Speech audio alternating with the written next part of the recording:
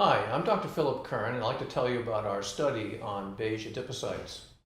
The aim of this study was to determine whether beige adipocytes can be stimulated in human subcutaneous fat using a simple surface cold exposure and also using a beta-3 adrenergic receptor agonist, MIRABEGRON. Our goal was to measure beige markers in fat tissue to analyze mitochondrial bioenergetics, and to do this in lean, obese, and in older subjects. We also want to determine whether a cold application will affect contralateral adipose tissue.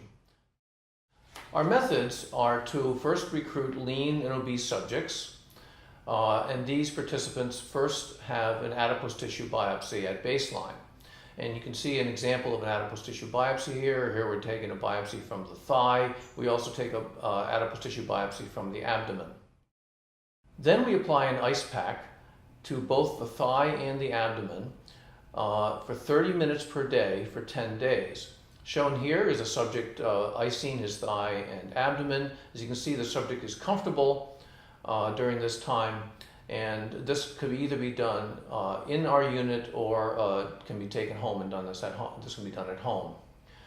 After the 10 days of icing, a repeat fat biopsy is then performed on both the iced and on the non-iced leg or abdomen. Shown here is one of the images, and this is an immunohistochemical staining of UCP1 from both lean and obese subjects. The slide on the left is the staining at baseline, and then the middle slide is after 10 days of cold on the cold treated side, and then the one on the right is on the contralateral side. You can see there's a significant increase in UCP1 staining in lean subjects and in obese subjects, and it was roughly equal in increase in staining on both the cold treated side and on the contralateral side. TMEM26 is a well-respected beige adipocyte marker, and so we also stain for TMEM26. As you can see, in both the lean and obese subjects, there was a significant increase in TMEM26 staining, both on the cold treated side and on the contralateral side. Different things were stained with UCP1, and we were curious as to whether cells other than adipocytes were being stained. Since it is known that the beige adipocyte precursor cell is an endothelial cell, we stained with UCP1 as well as with lectin, which is a stain for endothelial cells. So shown on this slide, the UCP1 is stained in red, lectin in green, and the combined image in yellow. As you can see from the arrows, adipocytes were clearly stained with UCP1. Note that we allowed autofluorescence in this image to better show the outlines of the adipocytes.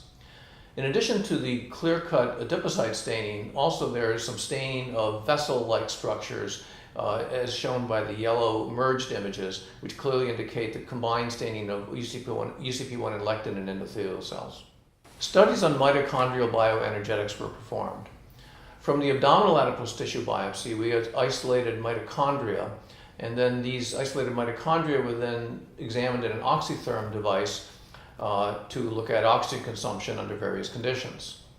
As shown in the first slide, substrates are added and followed by oligomycin to inhibit coupled respiration. After that, free fatty acids are added to stimulate UCP1-mediated uncoupled respiration, followed by bovine serum albumin to remove the free fatty acids and to inhibit this process. Finally, FCCP is added to stimulate maximal respiration. As shown in the images below, uncoupled respiration was increased after cold exposure in these subjects. Also, maximal respiration was also increased, indicating that the 10 days of cold treatment not only stimulated UCP1, but also stimulated both uncoupled and maximal respiration. Based on these cold treat experiments, we also wondered what would happen with a beta-3 agonist treatments. And so we examined 6 obese, pre-diabetic insulin-resistant subjects who received MIRABEGRON 50 milligrams per day. Subcutaneous fat biopsies were obtained from both the thigh and the abdomen at baseline and after 10 weeks of MIRABEGRON treatment. On the next slide, we show the UCP1 staining in the subcutaneous adipose tissue from a representative subject treated with MIRABEGRON. As you can see, there was a significant increase in UCP1 staining after 10 weeks of beta-3 adrenergic receptor agonist treatment. And on the image below, we show all 6 subjects and show that there was a significant increase in UCP1 staining. by immunohistochemistry. To look at other markers that would likely result from the beta-3 agonist staining, we also looked at phospho-HSL staining in adipocytes from the MIRABEGRON treated subjects. And shown here is a staining of PHSL, and we show that PHSL also increases in these MIRABEGRON treated subjects after 10 weeks. So to summarize, both a localized cold stimulus and a beta-3 adrenergic receptor agonist induced adipocyte beiging in human subcutaneous fat tissue. The increase in the contralateral white adipose tissue beiging suggests, at least in part, a systemic sympathetic nervous system response. Obese subjects respond well to both stimuli, both the cold and the beta-3 agonist. And not shown in these slides, but shown in the paper, is that we found no difference in response to cold with age, that older subjects responded just as well as younger subjects. So there's clinical relevance to these studies.